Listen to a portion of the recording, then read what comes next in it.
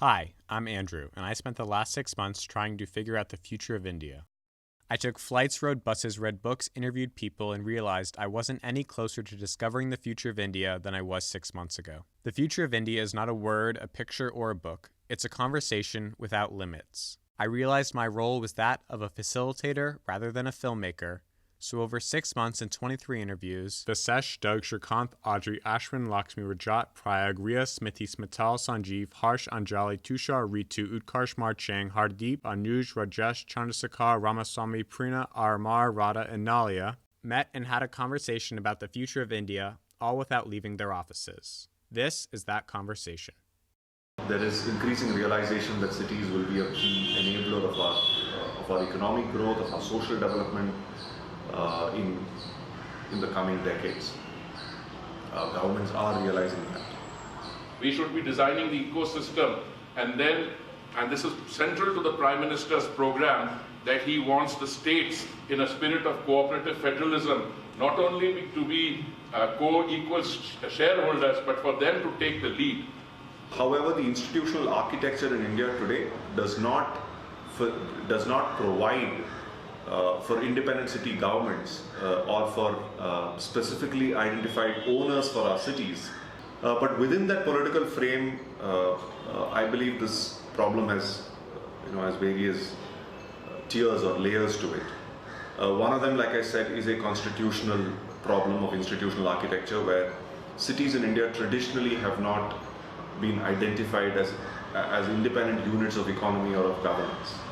Right? While we did have a constitutional amendment in the early 90s, which tried to create local self-governments in cities, our municipalities today are pretty much outposts of the state government. They are not independent city governments. Secondly, because cities are economically so important,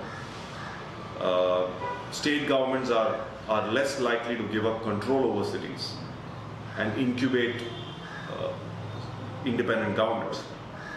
And it's politically challenging to fast track that change, simply because politicians are traditionally more capable of swinging votes in rural areas. Traditionally, India has been a rural country, and therefore we've had more number of our elected representatives coming from rural areas. And therefore the political positioning has been largely rural. It's true that in a democracy like India, clearly there are political compulsions which make people take a 3 to 5 year view rather than a 10-15 year view. That is true, but I guess that is true of most countries for that matter. How do we move towards a proactive planning and governance culture, and which is almost a habit, which should ideally become a habit? Technology is always helping us in terms of reacting or whatever it is, but we are not using data whatever we have right now, or till this time we have not used this data as per for the planning per se. We see this as a problem of governments not looking far enough and working backwards from there. If you'd like to make the system transparent, if you like to empower everybody here, the technology is the only aspect where we can focus. And here in India, the government and the citizen also, we are focusing on technology more and more day by day. We have created a unique product called Smart City 311, which helps so many small, large and medium cities to manage and supervise their day-to-day activities. And it also helps in increasing the accountability of the officers also. For example, if I found here there is a dead animal, there is a pathol, there is a kind of a garbage here. Complaints. That one section wherein you create a new complaint, you capture a picture, you fill in the categories and submit it. And then it gives you a confirmation that your report has been submitted. The beauty of the application is that citizen at all times will be able to look at the progress. Transparency is there. That's what is provided. This helps us not generally to help the citizen, but then overall it helps us establish the confidence in the government of India.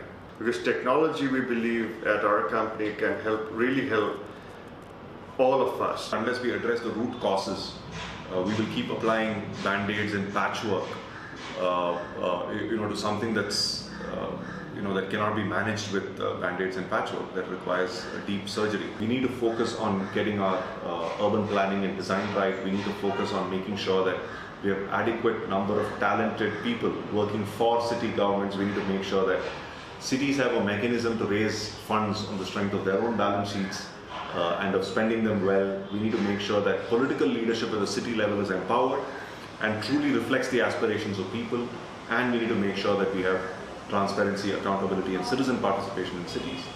Now, doing all of this requires us, to focus sharply on governance for the next 5, 10, 15 years. But unless you can get governance right, you cannot get education right. You cannot get the introduction of women into the labor force right. You can't get urbanization right.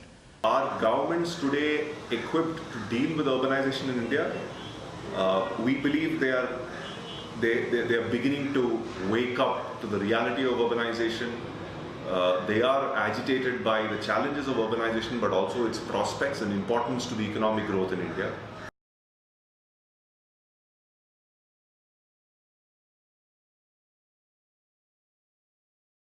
I feel the city of Delhi would have been dead but for the metro. Urbanization means more people means more cars on the road, unless you can get them into the metro. So Delhi built a metro. The first line opened in 2002, and 1.2 million people ditched the car, bus, and auto for the metro. By 2021, it is expected that daily ridership will reach 6 million. With increasing population, a metro was a matter of time. Delhi isn't the only city in India with a metro. Mumbai has a metro, and Hyderabad has a metro. The difference? The Delhi metro was built on time and in budget. The difference, according to me, has been one person. We had a leader in the Delhi Metro who was the head of Delhi Metro for 14 years. His name is Dr. E. Sridharan. In fact, Harvard did a case study on him. And it was this gentleman who made the difference. He was very target oriented. And he used to set deadlines. In fact, the government had asked us to build phase 1 of the project in 10 years. He unilaterally on his own reduced it to 7 years. And he achieved that. This cannot be done through few enlightened individuals. This cannot be done through standalone institutions or individuals. This will necessarily have to be delivered through democratic institutions. We simply cannot ignore that. What will happen if you ignore that is you will not be able to deliver on the short-term goals. You will deliver on them once, you will deliver on them if there are strong leaders, right? Or if there are visionary bureaucrats who happen to come and go, but you will not be able to do that in a sustained, transformative manner. And that's, I think, one lesson that we can learn. The urban future of India is inevitable, and I think it's impacting at least half the population of India, which is close to 600 million people. It's as big as a continent. So I think most of these people are concerned with the urban future of India. The question is, to what degree and to what extent are we empowered, enabled, and in a position to influence that future by taking action in the present. In 1991, India was desperate for private investment in infrastructure. Previous emphasis on public sector control forced India to turn to public-private partnerships to, quote, compress its time on its journey towards economic growth.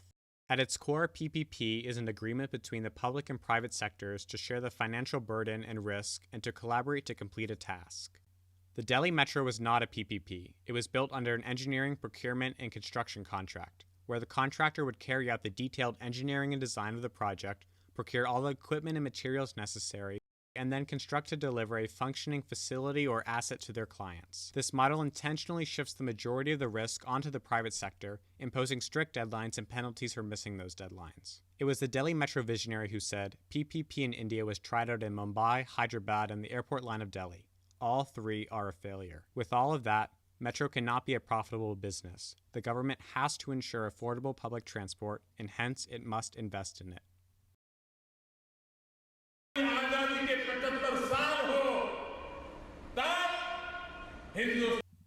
Housing for All by 2022 will have to include affordable housing for hundreds of millions of Indians. Yet the government's reliance on PPPs to deliver its promise to provide housing fails to acknowledge that if there were financial incentives in place to build affordable housing in India might look different today.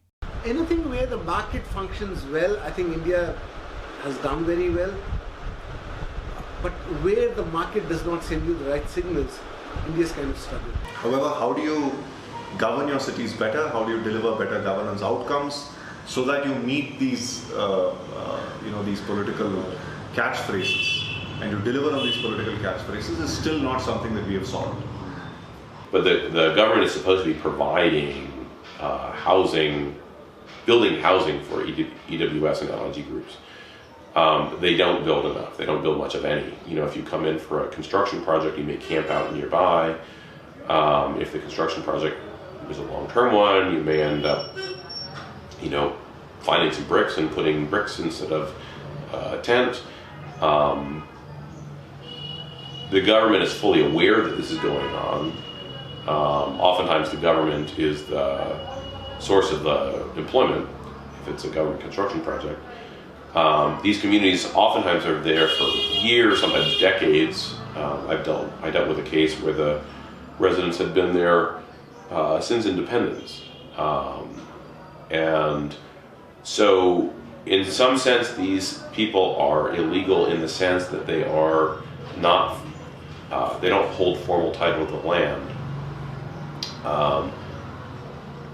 But I think the government, through both court decisions as well as explicit government policy, has recognized that this is the result of just fundamental economic processes and the government's lack of ability to, or lack of willingness to provide housing. Cities are becoming, your smart city and various other kinds of cluster development and whichever formats you take are becoming exclusive of people. What will it take for the Indian middle and upper class to say it's just unacceptable to have children living in sewage canals? If the government of India continues to use PPPs to address its urban issues, it has to ask itself whether market forces provide adequate resources and institutions to urban cities, or whether its cities are becoming increasingly inaccessible and unmanageable. Our ability to deliver on that promise will depend on how soon we fix the governance challenges, the city systems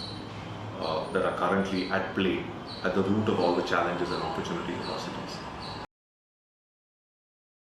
Urban centers would be the engines of growth of the futures, and rightly at this juncture to be able to recognize this and to start work in improving these urban centers, I believe Smart City mission fits rightly into the place. Smart Cities Mission is an urban renewable and retrofitting program of the government with a mission to develop over 100 cities all over the country, making them citizen-friendly and sustainable. The BJP government promised India 100 smart cities, hoping to address India's urban problem with a large-scale urban renewal scheme. Under this scheme, cities would submit proposals to be selected and would be given funding to build and retrofit the cities of the future. You should not need money from an external agency. Your urban local bodies should be able to raise those resources. Cities in India traditionally have not been identified as independent units of economy or of governance. Without a governance solution to effectively empower cities to steer respective development, they are reliant on funds controlled at the federal and state level and have to jump through hoops. Attracting investment to fund smart city transformations is a major challenge. Public investment is inadequate, so funding is being sought through public-private partnerships. The marketing is a lot more futuristic than the reality. You would hear people and see things talking about kind of really futuristic smart city technologies, meters on roads to intelligently direct traffic. The cameras fitted on these smart poles would be able to recognize the traffic patterns, and by recognizing these traffic patterns, my analytics will tell me where is the traffic and how to manage it more effectively. Everything internet connected. Smart poles would be having facilities like Wi-Fi plus. They would be having environmental sensors. Our ideas of neo cities have been inspired by visuals which are related to movies or with respect to some fantasy science fiction. The vision about smart cities in the world's largest democracy seemed to be about avoiding the messiness of political representation and a belief, naive or motivated, that smart cities are about symbols, about pipes and wires, glass and steel, and apps and Wi-Fi, providing packaged solutions to perceived problems rather than enabling the power of citizens to find the financial and intellectual resources and address the problems they perceive. The reality of the projects and the capacity for municipal entities to engage in this kind of development has been much more down to earth, much more practical. Maybe in few years, complete smart city, the work is going very slow. So it's not look like, in my side, Ludhiana not look like a smart city. Most of the projects that are being taken in smart cities are very, very big projects, and till now very few projects have been experimented in India. So that knowledge base is not there. We are developing that knowledge base. Like if I talk about integrated command and control center, when we talk about the technology in a raw form, it is always available. You have to tell your developer that this is what we want. So that's how this system, proprietary system, has been developed for Ahmedabad Municipal Corporation. It's a customization has done for us. The last decade of building infrastructure in India has highlighted the issues with PPPs, ranging from contract disputes and a lack of system to resolve these disputes, reluctance of banks to keep funding big-ticket infrastructure projects, acquisition of land, and an effective system of governance at the local level to implement these projects. The government of India is trying to make the PPP model viable, but whether that progress is matched with the demand and promise for improved infrastructure is unknown, and often leads unempowered and cash-poor urban governments to fall back on the PPP model to build infrastructure. Albert Hirschman long ago used to say that road to development is paved with vicious circles. The 21st century is supposed to be the Asian century. 75% of the GDP of Asia is actually in Asia's cities, and if India is to sort of talk about 7 to 8% growth, believe you me, a lot of that is going to come from the cities. So this is the way to go. There are huge positive externalities that come with greater urbanization, but we need much better capacity and we need much more streamlined governance to be able to achieve our goals. Growth in cities will necessarily mean investment. Deloitte alone sees a $150 billion investment in Indian smart cities. Red tape nahi, red carpet hoga. Hoping to spur investment and development in India, Modi is talking about doing away with the levels of regulation that have protected cities and ultimately India from further environmental ruin. In efforts to remove the red tape, Modi appointed a committee who suggested that the government adopt the concept of utmost good faith, allowing projects of public importance as declared by the government to skirt traditional regulation and ultimately pollute and destroy the environment at their own discretion in the name of development. The environmental impact of development is already impacting our daily lives, whether as air pollution in the cities or noise pollution in cities, or whether it is one-off events like urban floods. Gurgaon used to have, about 150 lakes? More urban lakes, more than that. And over, the last few decades, they've dwindled and they've just been eaten up by development, literally, because where these lakes used to be, now buildings stand. And now, because these buildings stand and these natural reservoirs, which were in the form of these lakes, are not there anymore, the water cannot percolate into the land anymore. Now, because that is not happening, almost every year during monsoon, Gurgaon is waterlogged. It is flooded and it becomes so difficult for people to maneuver within the city. Cars come to a standstill, the city can't function. The major thought process was, we need to develop Gurgaon because Delhi, there's more space. The way it has been done hasn't been the right one. Because now, unintentionally, you have created a secondary problem. Currently, because India's population is expanding at such an explosive rate, eventually the land will not be enough for whatever purposes, for land development, for agriculture itself, for people to live. eventually, if we do not curb the growing population, at least the rate of growing population, it is going to be a problem. Existing cities needs to be improved.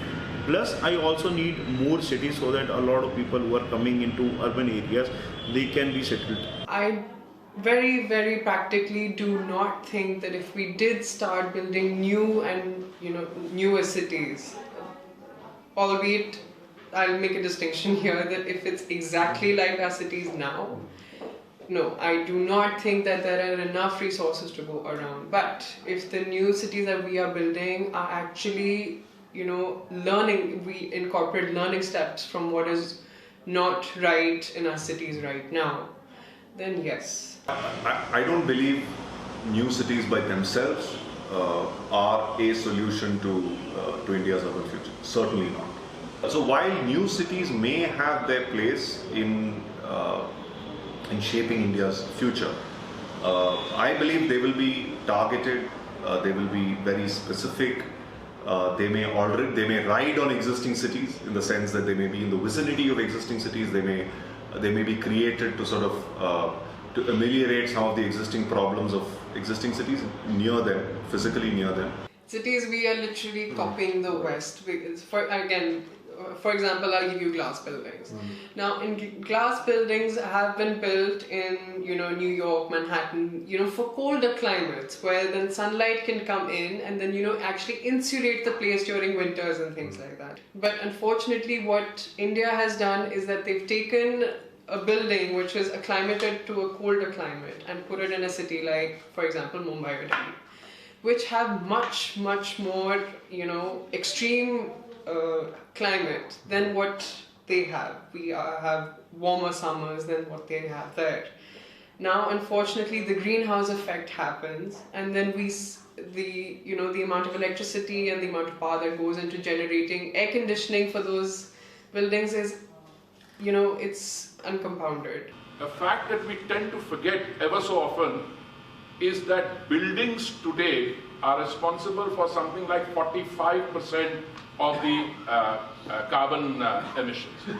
To have one solution adopted from somewhere to be implemented in a country with 6 climatic zones and an area of thousands of square kilometers. So it's very difficult to do that. We shouldn't do that. If you face a problem at a particular location, there will be a solution at the very location itself. The fact that building physical infrastructure in cities is important cannot be denied. But at the same time, how do we make sure that their environmental impact is positive or at least neutral? So I do feel that people need to start becoming environmentally aware. They need to start understanding that there is an entire system, there is an entire process in place of how the environment works.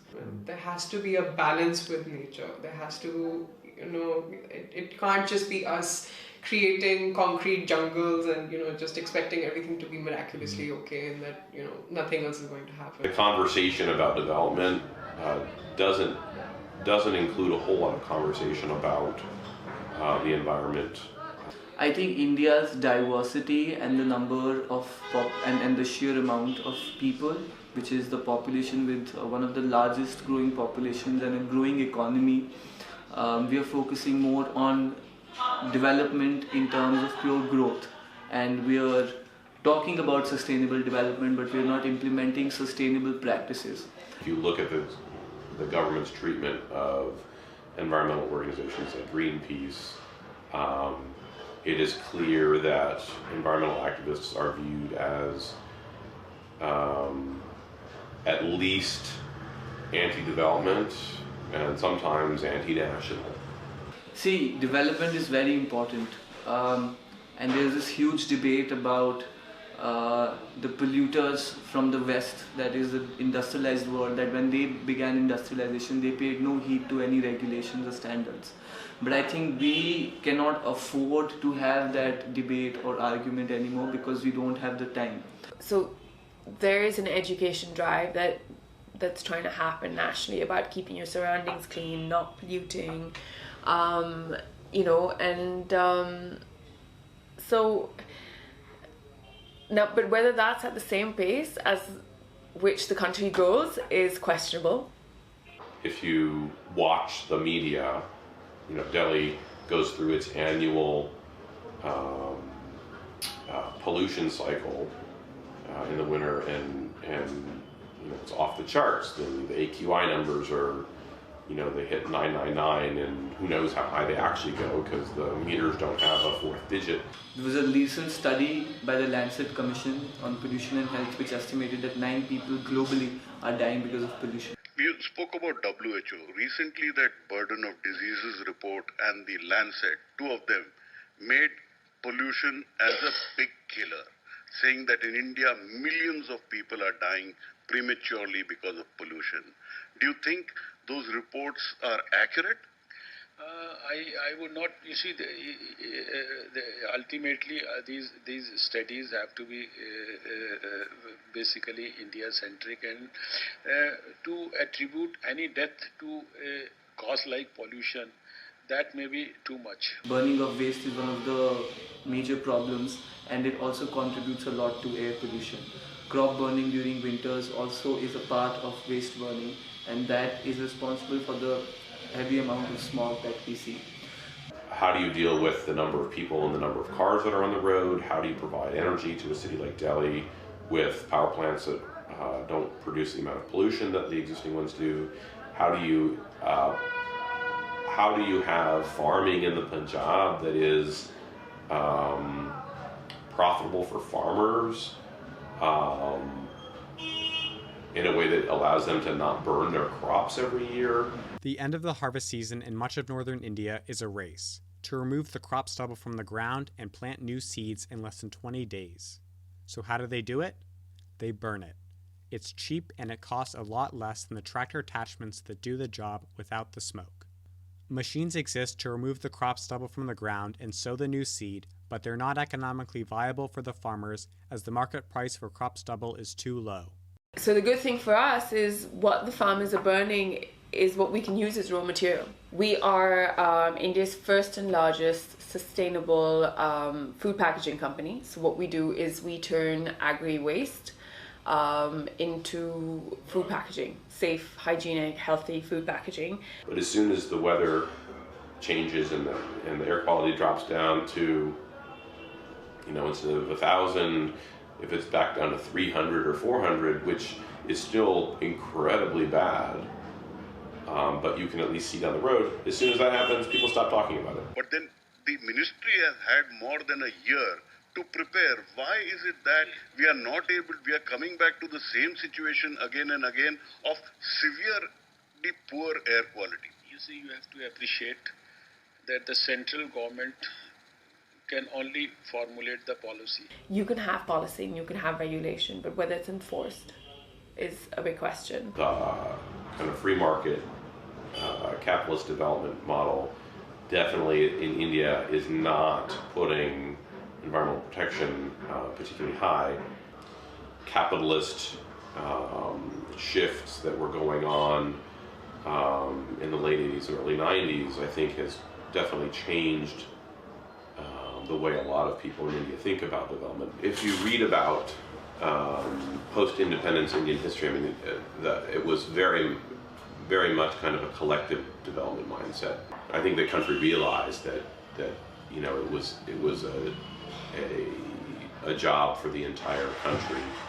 Before the process of reform began in 1991, the government of India attempted to close the economy to the outside world. You look at the Ambassador car. For a long time that was the only car you could get here because India wanted to, develop a domestic car manufacturing company. Facing a severe economic crisis in 1991 due to their reliance on a protectionist-style economy and overzealous regulation, the Indian government was bailed out by the IMF. Along with the bailout came strict economic reform that opened up Indian markets to international investments and created a streamlined process for business and innovation, as well as introducing free market capitalism. There's a segment of Indian society that sees the shiny new malls and the import cars and the Adidas shops and the Nike shops, and that sees that as the symbol of success and the symbol of development. They measure, development.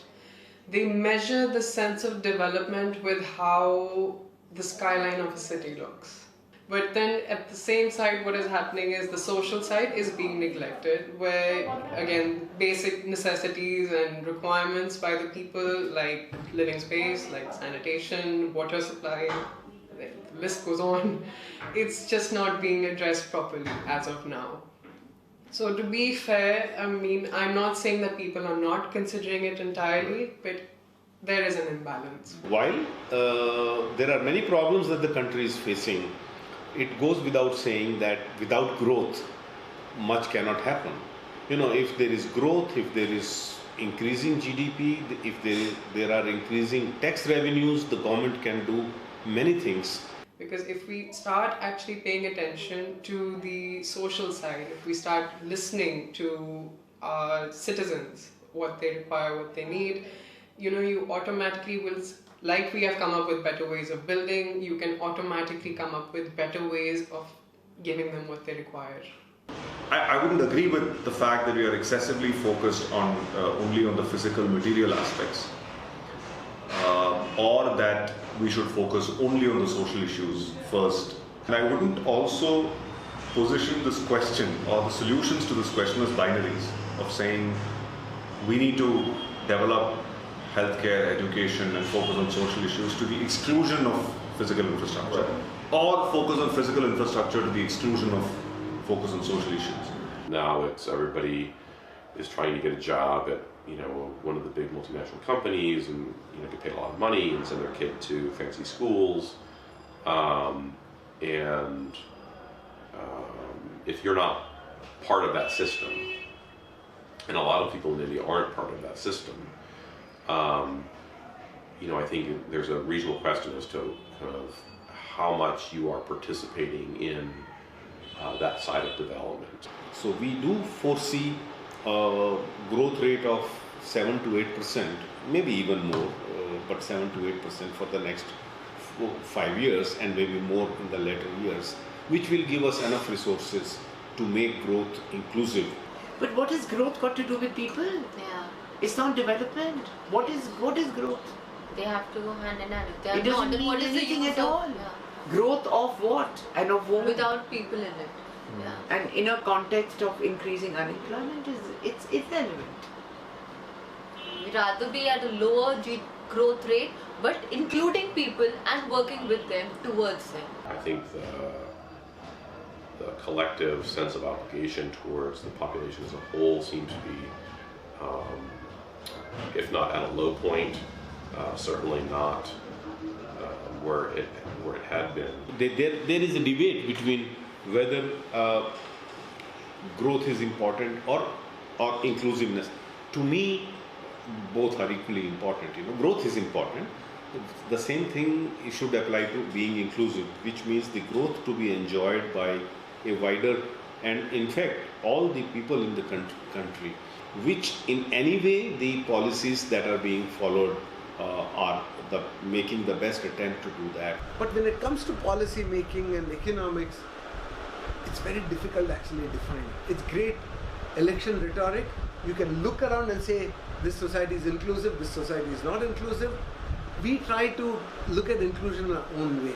What we are seeing is that the best attempt is being made that there should be growth. Without that, it's difficult to have inclusion. What India needs to do is focus on the issue of inclusion by making it, by that I mean people should think that everybody has the right opportunity which they can grab and run. And nobody should feel that they've been dealt an unfair set of cards by the government or by the institutional framework. So if India can get the inclusive part of it correct, a narrative that's common in other countries also, growth is not an issue. It has to be inclusive of cutting all the barriers of caste and sex and religion and status, everything, and including everyone in it. I think that's more important in that sense. So the thing is, like, how do you use technology efficiently to make things a level playing field? How do you get the right incentives in place? How do you get the right institutions in place? You know, the last 15 years of growth that we have seen is really unique in world history, in that we have generated this 15 years of growth based on a rather small group of people, which is the middle class, white collar job based growth. And I think what you now need is a much more generalized system of growth. But this generalized system of growth really needs a framework, an institutional framework where, you know, contracts are honored and there is some degree of systemic trust, you know, to take jobs to Bihar, to Chhattisgarh and so on. And I think that has got to, that requires a certain degree of governance and institutions of governance, including you know, the judicial system in particular, which is necessary to be put in place such that jobs can be created for these hundreds of millions of people. We cannot expect enclaves in Bombay, Delhi, or you know, even the SEZs. But considering the concerning the job sector, job availability, job generation, job potential, those are in the selective stage.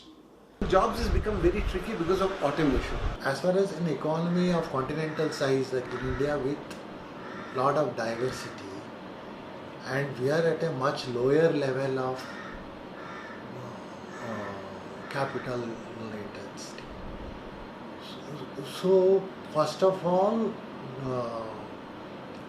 the automation implies you need to have a lot of capital investment, right? It's not that simple. You have, so that has to spread across sectors, industries, which is unlikely, at least not immediately. So any job which is routine in nature is going to go out of fashion. If as a country we wish to lift hundreds of millions of people out of poverty, we need to grow at a faster rate. If we need to grow at a faster rate, we need more people working in services and industry. But services sector doesn't absorb a lot of labor. Sheer wide variety of tasks involved. When the Indian economy evolves, there will be, even in the services sector, wider variety of services. There are different segments, different components of services providers at various levels. That cost differentiation will continue to give Indians scope for involvement of human workers.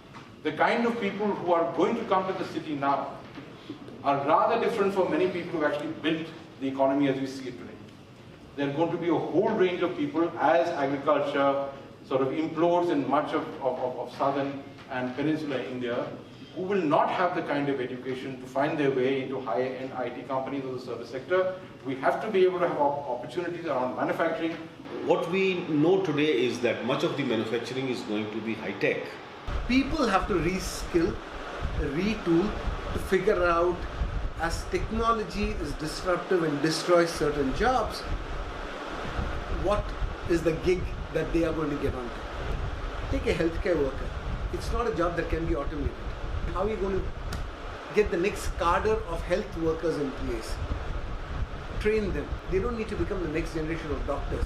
But if you can do, if India can create millions of jobs in that space, or skill millions of people in that space, then they automatically find jobs either within India or abroad. So a lot of attention is being paid to skilling, and the question is obviously the how do we match with the current pursuits or current trades and foresee, or that means adjustment now and foresee. I don't think anybody has foreseen how automation is occurring, what speed, what the next great invention is. So even if you're a policy maker and you say that, you know what, I think this is the set of skills people should invest in, I don't think we know the answer. Kind of the new development model in India is it's an information economy. It is it's a high skill economy, and there doesn't seem to be a whole lot of effort to provide that kind of educational training to the broad base. I'm an optimist. I mean, I think the world's generally moving in the right direction on the geological timescale. And so I have every hope that India will find a way to build an economy that is robust and provides for the social equity and respects the rights of everyone in the country.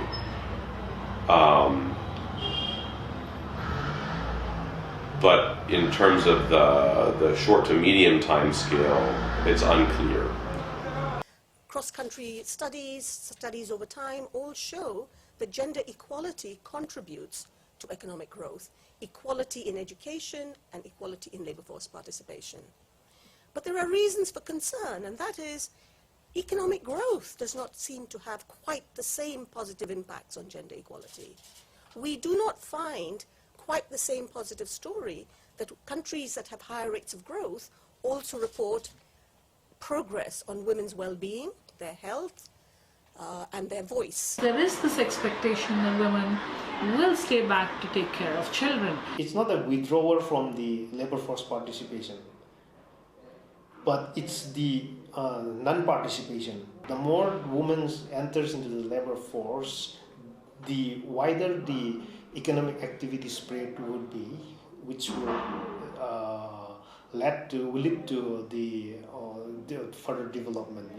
Somehow I find organizations saying that they're gender sensitive, as in they'll have a quota for women or they'll want to have diversity.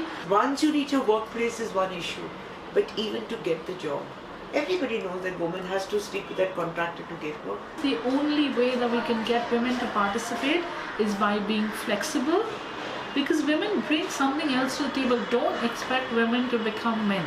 It has taken us a long time to actually recognize that women are there and women need to be there and their rights need to be protected. The situation had risen that the women's movement had become so loud in its noise and was taken quite seriously that every time they demanded a law, the government gave it. It was actually a joke, like, you ask and you'll get. Because sadly in our country, implementing a law doesn't require money. Rather, passing a law doesn't require money, you just pass a law. And we realized by late 80s that we had a lot of law, but really nothing working on the ground. We have laws, but do we have systems in place? We have laws, but do we have budget allocations for the implementation of the laws?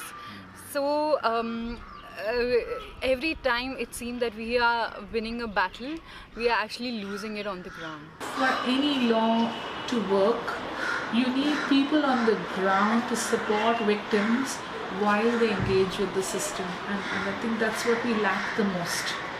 Even to get a police report filed takes sometimes 2 years of struggle.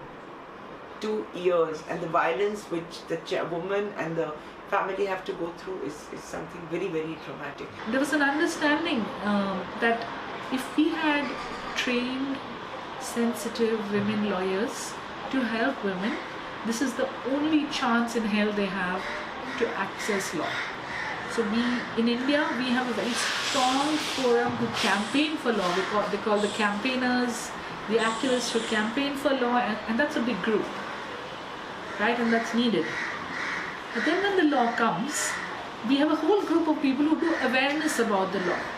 But then when women actually come out and say, okay, I'm ready now, there's nobody to kind of help them engage with the law. And that is the biggest gap that I see in the system, because it's there where law gets made. It is the engaging with the system, it is pushing that boundary at every level, at a police station, at a courtroom, with a family, and it is there where law is getting made, and there are very few organizations doing that kind of work. So even now, if we get a new law which is for women, there's a lot of protest in this country against. The first thing that is said is that the women will misuse the law. You don't use the law. We'll have the law. It should look good on paper. Nobody should say we don't have a law, but don't use the law. And that is a cross-section. everyone believes that. Somewhere we've campaigned for law, but really not understood how it has impacted human rights. And I do believe that somewhere we have gone overboard. So we have a law called Protection of Children from Sexual Offences Act. One of the sections in that law says onus of proof is on the accused. But this goes against basic human rights of our constitution. But in the name of sexual abuse, it gets passed. So sometimes we don't know where to draw the line, and we are pushing women's rights to a level where it is in a way impacting human rights issues. So while we have every law in our country, and we really don't need any more law, we have a brilliant constitution which protects our rights completely as women and children, and so we don't need law.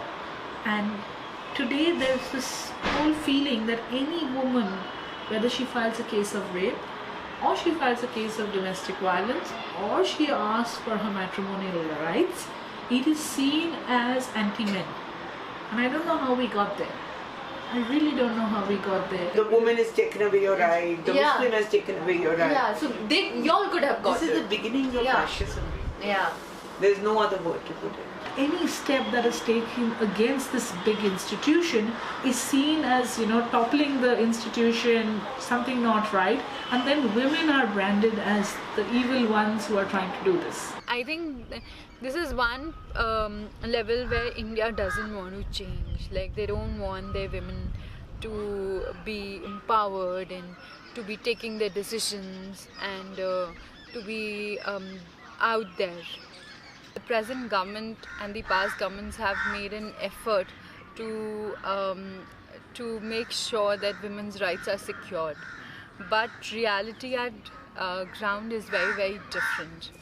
Though we have rights, but not many women actually know about their rights or have access to those rights. We are currently in an extremely difficult situation today, where we have an extremely communal government who is saying all the right things on women's rights, and it's scary to the level of being dangerous. There's nothing right which is being said. There's violence against women, so women are responsible. So don't wear jeans, don't wear lipstick, don't cut your hair, don't show your knees, don't wear high heels, don't wear colored clothes, don't use mobiles, don't study, don't do your primary, and don't go beyond after that. So at every level, in fact, we've never faced this kind of attack on our rights. If you ask me, is the government making the right noises? They are perfect. They have a coinage for everything, right? But everything is so plagued with. So I'll give you an example. After the Nirbhaya rape, right? So we have all these, rape law amendment. But what is the message really going down to women? Is don't go out at night. Even though it brought about so many changes in law and looked really progressive to the West that we were taking action, I would say women in this country today are so scared. They're so scared, and it's not true. You can step out any time of the night. We never face the kind of constraints as women as what they face now, this generation faces. The rapes are happening in our homes by fathers, by brothers, by grandfathers, by uncles, and we don't know how to deal with that, so we don't talk about it. So somewhere the issue is somewhere, the response is somewhere else. I just find everything is a municipality response, So if there are women who are violated, there was no light on the street, other one, there was no bus, there was no toilet. But this is not reducing or addressing the issue at all. The issues are much, much more fundamental. It's how women are being perceived in an even more derogatory manner than earlier. So one of the responses to Nirbhaya was cameras in buses. Why? Because Nirbhaya was raped in a bus. Nobody else was raped in a bus. But we have cameras in all buses across this country. Street lightings. Where are all the rapes happening? Inside homes. But also don't forget your broader policies impact the issue of safety against women. The bus she was travelling in was a private bus because the state had withdrawn support to the state-funded public transport. Okay, the road she was travelling in, on which she was travelling in, where she was violated, was a private road. It was handed over under a World Bank scheme to a private contractor. So when your common resources are appropriated by the private, how are you then going to judge what is happening in that area and resolve any kind of issue? I used to think 10 years ago the answer was in education and the answer was in economic empowerment, but I'm questioning both of these now. And I'm saying no, it's not either of them, because we are not equipping our women to be independent. And that doesn't come from education, nor does it come from economic independence. Because even women who are working are so afraid of being single that unless we address and give women confidence to be single and comfortable being single, we will always face violence, and we will continue to face violence even when we are educated or we are working.